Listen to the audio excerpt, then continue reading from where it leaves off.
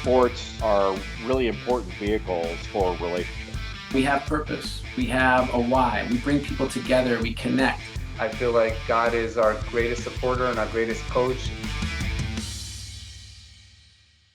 This is Rabbi Era Sherman and Rabbi on the Sidelines. This afternoon, we are joined by Jacob Emrani from the law offices of Jacob Emrani and calljacob.com. We'll speak about the intersection of sports and faith. Jacob, it's so good to see you here. Thanks for joining us this afternoon. Thank you, Rabbi. It's a pleasure to be here. Looking forward to have some fun with you. So I want to tell you one thing before we begin, because there are two songs that are really staples in my home. The first is L'Ador Vador from Sinai Temple that my children sing every Shabbat. But the other one that my daughter sings daily is Accident or Injury called Jacob Emrani. So on par with our liturgy here. So let's start with that. Who created that amazing jingle?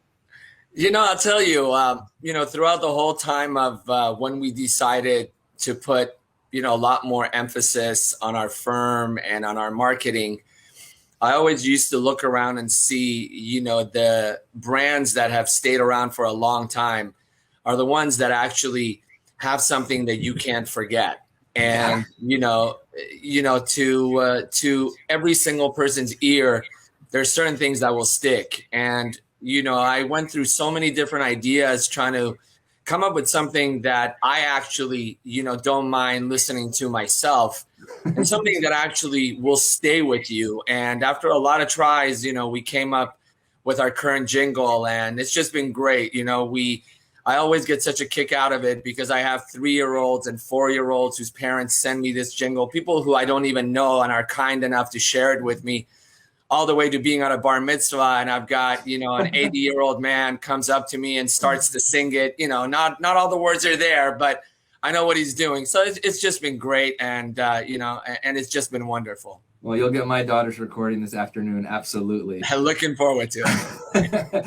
So you're an amazing lawyer. You're unbelievable what you do in terms of personal injury. But outside of that, what people really know you is also your connection to sports. So take us back to how you even got into sports. And did you ever dream of one day realizing that you would have billboards, and we'll talk about the billboards in a moment, but billboards in Los Angeles really making a deep impact in the Los Angeles sports community? Yeah, all of, sports has a lot to do with my upbringing. And, when I left Iran and actually got a chance to come to the United States, I was 10 years old, and having come through really, really hard times when we had to flee the country because it was no longer safe. They had arrested my father. He had been put in jail for some time based on his religion and his status in the community. The moment he got out, we realized that, unfortunately, that's not the place that, is safe for us anymore. And we had to leave. And that's a 2-hour story on its own, where we got on horses and we had to go through the, back mountains of Turkey and really trying to get out of the country. And it took a long time. It was very uncommon versus a lot of other people who had fled the country. And by the time we ended up, landing in the United States and, coming to LA, I clearly remember that my dad used to always say that the most important thing here is education. And, we're going to try to find a place that's got the best school district, even if it means, we move into a small apartment and something we weren't used to based on maybe what we had in Iran, like many of the other people who have fled the country from Iran and are here. So we ended up going to, the Beverly Hills School District, got a, small apartment, basically, 2 houses away from the school. And, going to school, being new to a country where you don't really know the language very well, wanting to belong, wanting to make friends is not easy. And, one way that I could relate was trying to learn how to play sports. Love it. And, I had a younger brother who's about, 3.5 years younger than me.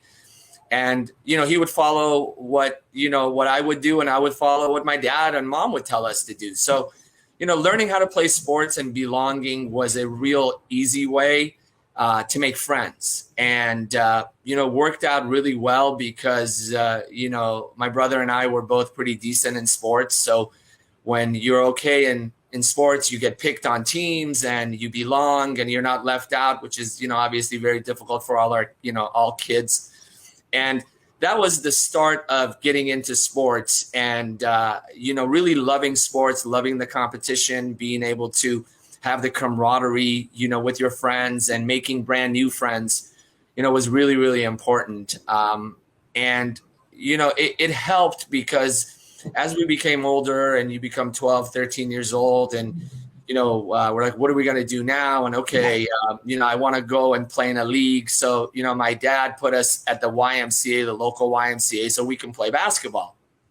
And it's always interesting because even now, years later, when I get together with my friends, they all say, my dad didn't know what I was doing. He would just drop me off. But opposite to that, my father would actually drop my brother and I off every Saturday, and he would actually come and sit there, and he would sit there through the games, and he would actually encourage us. And he became kind of the dad to a lot of my friends whose parents didn't really care about sports or didn't really come. And, that kind of helped because then when you go home and you want to turn on the TV and as a kid, you want to watch a Laker game, but if your mom or dad are not into it, they're like, let's change the channel. But my dad would sit and would watch with us. And still to date, he sits and, watches with us. So it was a really nice way to be able to make friends, but also nice family bonding to be both playing sports and watching sports. No, it's interesting that you said that sports was the thing that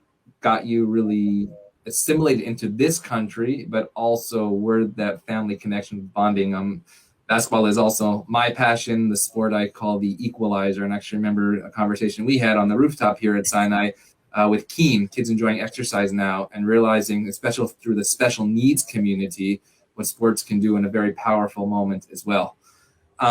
So take us to that route then. You're a Laker fan growing up, always an amazing franchise over the years, not new in terms of winning. But there were a couple of down years. I landed here in 2009, sort of the end of the Kobe era. And then we had that shift to the LeBron era. So we're going to show a little clip. If you're not from LA, you're going to see what was on the streets of LA in the billboards, and we'll talk about that. Vegas's odds show that he should be here. Steve and I talk every day. He's the greatest, person to talk to about sports. And I'm very confident that, LeBron is going to come here. This is the place for his family. He wants to raise a family. He's got his businesses here, great weather. And then for basketball reasons, we've got a great young core. Right. And that's what he needs at the end of his career. Right. He has a house in Brentwood, not too far from here. LeBron actually talked about your billboards when that happened. Let's play that and get you to react. I think it's pretty cool. I mean, listen, my kids see things like that. They think it's cool. I mean, I think it's cool. It's flattering more than anything that, a fan of a team or somewhere will, want me to play for, in their city. So, it's very flattering. So I thought that was brilliant. I read in the article, actually it was in the New York Times and the LA Times, that you knew that he was going to be practicing at UCLA. So you didn't just put this outside your office, outside your home, outside where other people saw it. You put it where he was going to see it. So how did you come up with that process, and when did you realize that success was in the works? Yeah, so it's interesting. Before that, I always thought, how cool would it be, for the Lakers? Hey, as a Laker fan, we have 10 good years and 2 bad years. I mean, that's just been the history, That's like a Bible story in Joseph, the 7 years and the 7, so. That's it. But unfortunately, since 2013, we had gone through literally 5 years of being irrelevant, in the NBA. And, as a diehard Laker fan and as a diehard fan, you're always thinking about, who do you need on your team to get better? So it's funny because, the last summer they were looking to draft Lonzo Ball. And it's funny, and nobody knows the story, but, Lonzo Ball was like really hyped, and people were saying, are they going to pick him? Are they not going to pick him? Which direction are they going to go? And, I was talking to, my kids and my brother and my wife, and we were all chatting about how cool would it be if we put up maybe a recruitment of, hey, Lonzo Ball's the guy. But then, his dad is a firecracker. And I said, I don't really think, I want to deal with that. So that idea kind of, went, out the window. And as the time went by, I began to really see sort of what LeBron was doing. And I said, LeBron on the Lakers sounds really good, because LeBron likes to join teams that has a young core. He likes to, bring teams that are down, and he had just, won in Cleveland, and, really thought he's done all he can in Cleveland. And with everything happening here locally, his businesses were growing, in LA. So I was talking to my kids and I said, guys, what do you think if, we put up some billboards recruiting LeBron? And funny enough, a few days before it, I saw that a billboard had gone up in New York. A few days after that, some businessman put up 3 billboards in Philly. And I was like, okay, is this a sign? And I'll never, forget, it was a Shabbat. We're sitting around. I had, my boys there, my brother was there, my parents, my wife, and we were just chatting. And I said, what, I'm going to do this. I said, we're going to put up some billboards. And I looked up the schedule, and lucky enough, it was 10 days from then is when he was going to be coming to LA to not only be in LA to play the Lakers, but he was about to play the Clippers. And I said, what are the chances? We're going to get him here for an extended period of time. I knew where they would stay as a hotel. Yes, as an adult, I followed where the team stays. I'm with you. So you understand. And I knew that they used to practice at UCLA. So, worked really hard with my marketing team. We went through at least probably 100 different designs of the billboard. I'm really crazy with that, unless it's exactly the way I want any of my marketing to be, whether it's right or wrong, or whether it works out or not. I always like, my personal, signature to be on it. So finally we came up with, some billboard designs, and we were able to find those billboards and paid extra to be able to get the availability on those dates when he was coming. And lucky enough, everybody worked so hard. My team worked so hard. We're able to get him up right as they landed in LA. And, he saw it going to UCLA multiple times as he was practicing. So was there any cooperation with the Lakers? Did they think, I know that the Lakers aren't allowed, the NBA teams aren't allowed to do that specifically. This was literally a private idea that you said, you know what, we're going to try this out. Absolutely. And, at that time I had zero relations with the Lakers. It was literally a private citizen, a fan, That's awesome. Or, would you say a fanatic who decided to invest, money from his own pocket in order to put up these billboards. And people thought I'm crazy. But, really the whole purpose of the billboard and why it's so great looking at it now, three years later, is it really was all about my passion for the Lakers. I never thought about it, what else it's going to do. I never thought about how much attention it's going to get. It was just really, as a fan, me, myself, my kids, a lot of my friends, who probably would think it was crazy.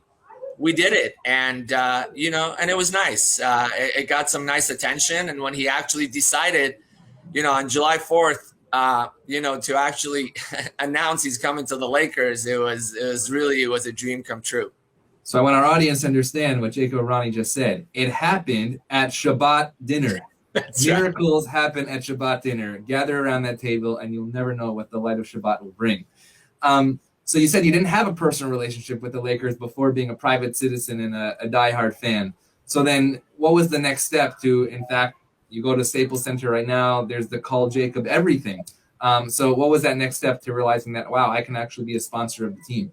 Right. So, the next step basically came with, the Lakers reached out to me and wanted to see if I'm interested, to do some stuff with them. And they were more than kind, in how they treated the whole process. And, it was really more of a dream come true. I don't think I could ever imagine being able to be a sponsor of, my favorite team, everything that I look at every day, even, now, just because I got on, I'm checking to see, how Anthony Davis is doing for tonight's game. So, everybody has their own passion. Everybody has a hobby. And, my passion and my hobby are the Lakers. And we were able to put together, a nice sponsorship deal, and I was able to put my 2 cents worth into it, and we've been working, and it's just been great. It's been absolutely awesome.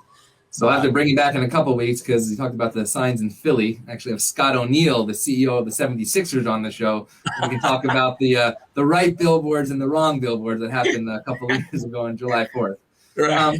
As a sponsor, though, what are the differences that you have made within the community? Obviously, the Lakers take care of themselves on the court. We'll talk about in a few moments the do or die moment that we're going to see on TV tonight. Hopefully, the do. But what are the bigger differences that you try to make off the court based on the on-the-court sponsorships? Yeah, so, my, mentality, my family's mentality, we've always been to try to make a difference on and off the court. Joining the Lakers as a sponsor was just another avenue. As a law firm, what we do every single year, which is very dear to my heart, is in October, we do a breast cancer awareness month. We turn all of our billboards, everything that we have, we turn it from yellow into pink. Wow. I do a cancer walk. We raise money.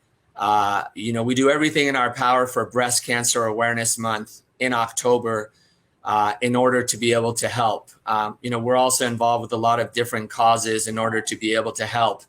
The sponsorship with the Lakers has been great, and it's just been, the next chapter of trying to do more and more, with the community. And, recently we signed a deal to also be the sponsor of the LA Football Club, which is, a up and coming, very exciting soccer team here in LA. And they're also very much involved in the community. So, when I make my choices on who I would like to be, partnering up with or sponsoring, their vision, how they run everything, how they, deal with the community and community involvement is a very important part of it. And I make sure that that's an important part of every deal that I put together. So last summer, actually pre-COVID summer, we took a Sinai Temple trip to LAFC, an interfaith night under the direction of one of the owners, Bennett Rosenthal. Yep. And this is a little clip of Jacob Emrani, the new sponsor of the LAFC.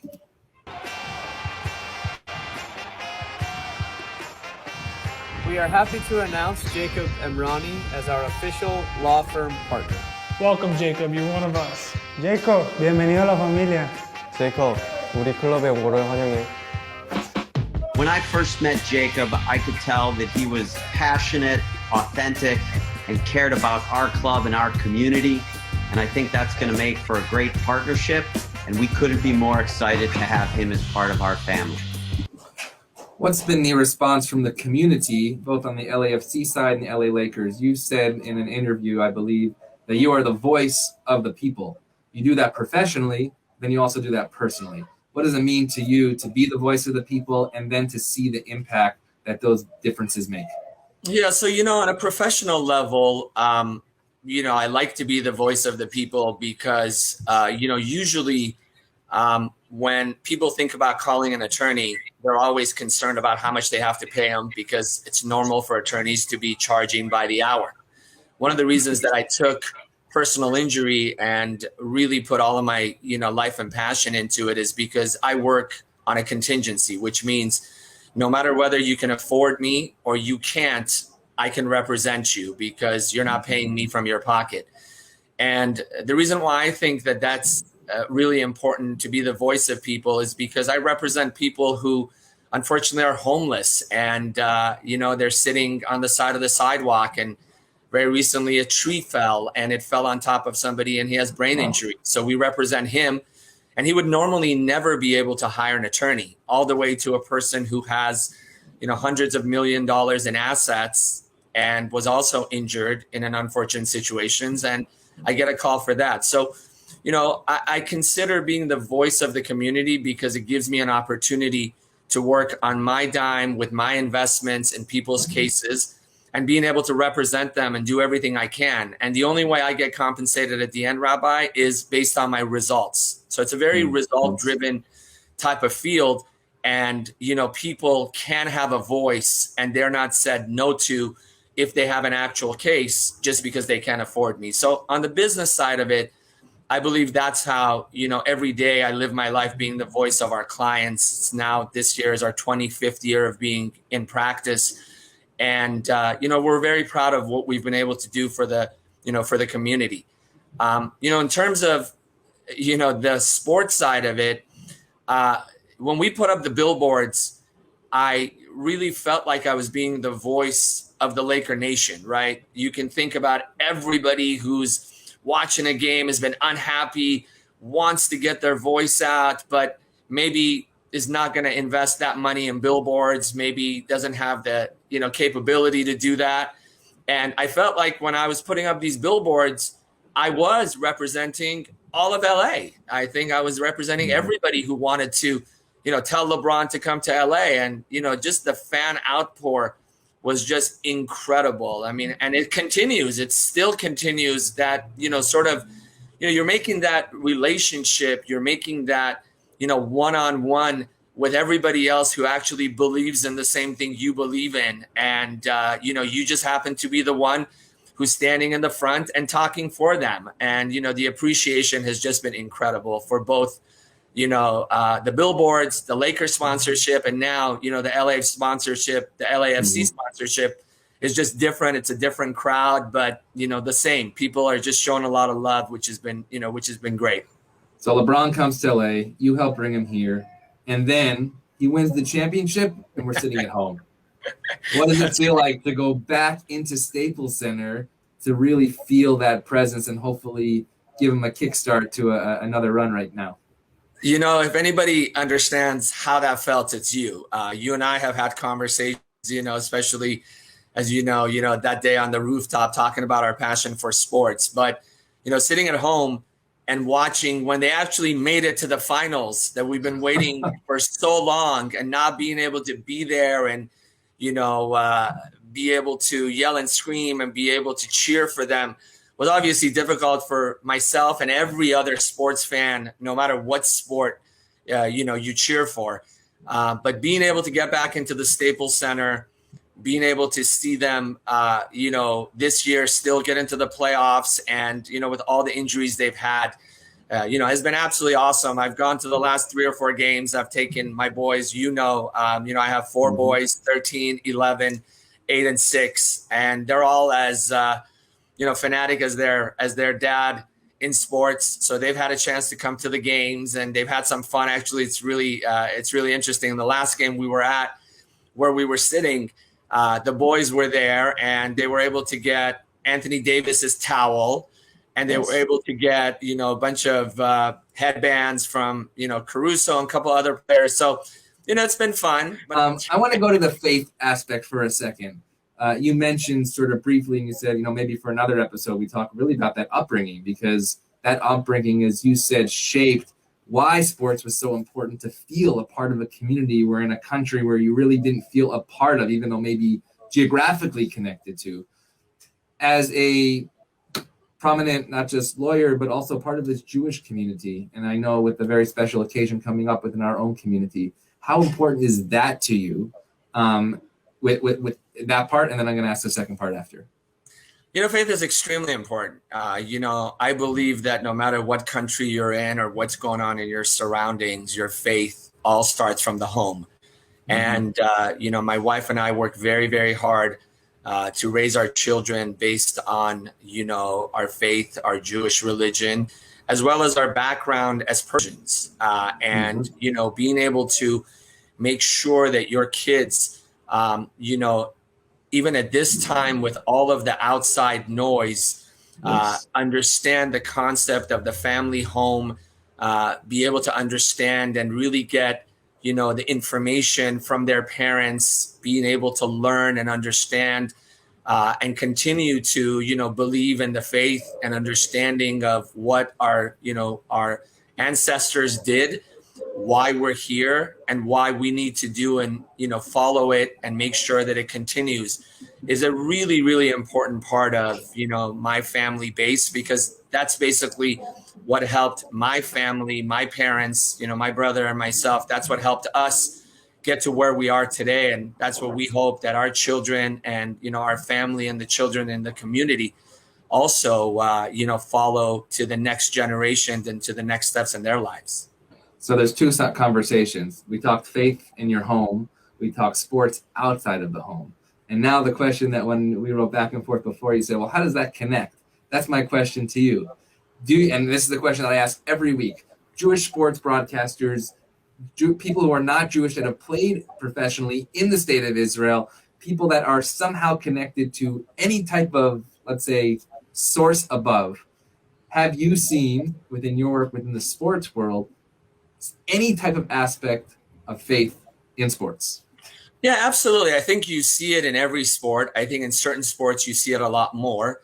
I think in certain sports you see them visualize it more. I think, when you watch football, you see that they're always, talking about God and, their faith. And that's what helped them get to the stage that they're at, to the big, to the big stage and to their success.